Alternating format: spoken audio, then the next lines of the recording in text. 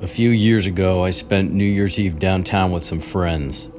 Nothing wild, just dinner and a drink before calling it a night. I didn't live in the city, so I parked in one of those massive parking garages a few blocks away. By the time I left, it was close to midnight. The streets were pretty packed with people heading to parties, but the garage was eerily quiet. My car was on one of the upper levels and it was freezing, so I took the stairs instead of waiting for the elevator. When I stepped onto my floor, I immediately noticed something wasn't right. My car was parked a few rows down, but from where I was standing, I could see that the driver's side window was shattered. At first, I just froze, trying to process what I was seeing. I thought maybe it's not my car, maybe I'm mistaken. As I walked closer, I could see that glass littered the ground around the door and the inside of the car was trashed. The glove compartment was open, papers were everywhere. I looked around, hoping there was a security camera or someone I could report this to, but the place was dead silent. That's when I heard a faint, crunching sound coming from behind another row of cars. At first, I thought it might be someone else coming to their car, but the sound was too slow and deliberate, like they were trying to be quiet. I stood there, straining to listen. The crunching stopped, and for a few moments, everything was silent again. I looked around but saw nothing. It was quiet except for the fluorescent lights buzzing above. Then I saw it, the top of someone's head moving between the cars a few rows away. It was dark and I couldn't get a good look at them because they were wearing some sort of winter hat. They kept ducking down and peeking back up every few seconds to look in my direction as they moved. I didn't know what to do. My phone was in my pocket, but the thought of taking my attention away from this person, even to retrieve my phone, felt risky. I've never been in a situation like this before, so I just called out, "Hey!" It echoed through the garage. There was no response. I started backing away from my car, trying to put some distance between me and whoever it was. Then I heard another sound, a sharp metallic clink, like a crowbar or tool being dropped on the concrete. I froze and everything went quiet. Then I heard it drag on the ground like it was being picked back up. I looked toward the stairs, but through all the commotion, the person had been able to position themselves between me and the stairwell. Instead, I turned toward the elevator and began walking quickly, trying not to make too much noise. I kept glancing over my shoulder, and each time I caught glimpses of movement ducking between cars. They weren't running toward me, but they weren't staying still either. It felt like they were closing in, like they were trying to cut me off. When I finally reached the elevator, I punched the button for the ground floor. The light above the elevator dinged and the doors started to slide open. That's when I heard footsteps. Quick, heavy footsteps coming straight toward me. I spun around and saw him. Some guy, maybe in his 40s, holding something in his hand. I couldn't tell if it was a tool or a weapon. When I looked at him, his initial reaction was to halt for a moment, like he hadn't expected me to turn around. I ducked into the elevator and hit the closed door button as fast as I could. As soon as I turned my back, I could hear him moving toward me again. The man reached the elevator just as the doors were shutting. He didn't try to pry them open, but he hit whatever he was holding against the door, which made me stumble backward. He stood there, staring at me blankly through the small gap as the doors finished closing. The entire way down, all I could think about was the reality that he might be running down the stairs to meet me on the ground floor. When the doors opened, I bolted out of the building and called the police from a gas station down the street. When they checked the garage, the man was gone. They said they would check the security cameras, but I never heard anything further about it. If I hadn't made it to the elevator when I did, I don't know what would have happened. I never parked in that garage again. It was New Year's Eve last year, and I had decided to use a rideshare service to avoid driving home after a party. My friends all had plans to stay overnight, but I didn't feel like crashing on someone's couch. I wasn't drunk, just buzzed, and I figured it would be an easy ride home since the party was only about 20 minutes from my apartment. It was just after 1 a.m. when I booked the ride. The app said my driver was 2 minutes away. His profile looked normal, mid-40s, average rating, driving a blue sedan. When he pulled up, the car matched the description and the license plate checked out. I climbed into the back seat, and the driver greeted me with a polite nod. He wasn't much of a talker, which was fine by me. The streets were still busy with people heading home from their celebrations, so the first part of the drive was uneventful, just the usual traffic. About 10 minutes into the ride, he took a left turn, which didn't match the route on the map. I didn't want to be that annoying person, but there wasn't any reason I could see for him to take a different route, so I said, "Hey, I think you missed a turn." He glanced at me in the rearview mirror and said, "Don't worry, this way's faster. I know a shortcut." That's when I started to feel uneasy. The app's route had been pretty straightforward, main roads all the way, and we were past the traffic now. I didn't want to overreact, so I said, "Are you sure? It's not showing up on the map." He didn't respond right away, just kept driving. I checked the app again and saw the little blue dot, me, moving further away from the highlighted route. "Can you please just follow the directions on the app?" This time he didn't even look at me. "Relax," he muttered. "I know what I'm doing." The shortcut took us down this poorly lit road lined with warehouses and empty lots. No other cars, no pedestrians, just darkness. I was trying to stay calm and give him the benefit of the doubt. You hear all these stories about people blowing things out of proportion, and I didn't want to do that. But then the car slowed to a crawl. "Why are we stopping?"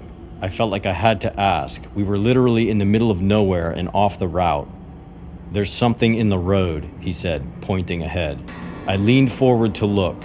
In the beam of the headlights, I could just make out a small object, maybe a box or a bag, lying in the middle of the street. "Just go around it," I said. He didn't answer. Instead, he put the car in park and unbuckled his seatbelt. "I'll move it," he said. Before I could say anything, he got out of the car, leaving the engine running. He walked around to the front, bent down to pick up the object, and then he just stood there, holding it. I watched him through the windshield and could feel my stomach tightening.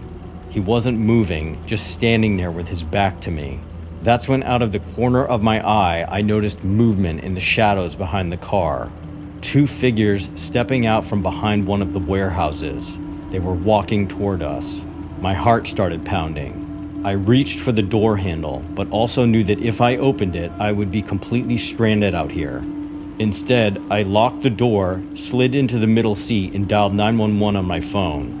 As the call connected, I heard one of the figures walking toward the car yell something, and then the driver turned around but didn't look to the person yelling. Instead, he looked straight at me through the windshield, making eye contact with me while I was on the call.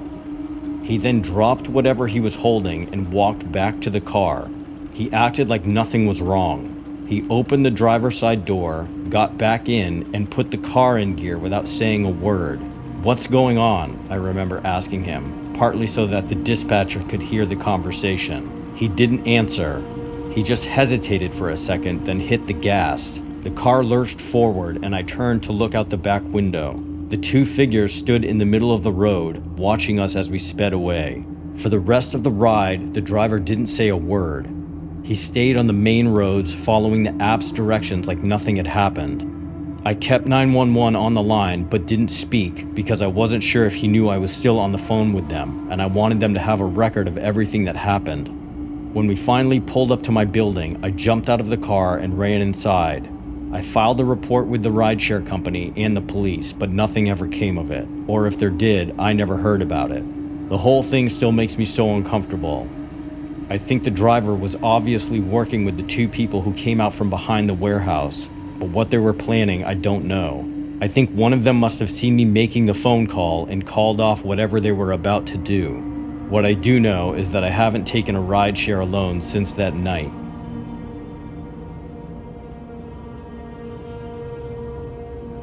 This was on New Year's, probably 4 years ago or something. I don't know why I agreed to do it, but I have a friend who always had been into urban exploration stuff, sneaking into old buildings, taking photos or videos, and getting some kind of rush out of it. I'd gone with him a few times before, but it always made me uneasy. I'm not nearly as bold as he is, but I always tried to act like I was cool with it. This was the last time I ever went with him. He wanted to check out the old hospital in town. It had been abandoned for decades, and the place was infamous for being super creepy. Everyone heard stories, kids daring each other to go inside and not coming back out, rumors of squatters, all that stuff. We just wanted to reach the basement, which people told stories about being haunted, take a few photos, and leave before midnight. We parked a couple blocks away and walked the rest of the way with our flashlights. The place was enormous, like something out of a horror movie. Windows were boarded up, graffiti covered the walls, and the air around it just felt heavy. We found an open window low to the ground, and my friend climbed in first. I followed and immediately was hit with this disgusting smell like sewage or something. I thought about just going back outside, but honestly the idea of waiting by myself while my friend explored the place sounded even worse than staying together, so I just powered through. The first floor was trashed, broken furniture, shattered glass, random junk everywhere. I followed my friend to a stairwell at the back of the building.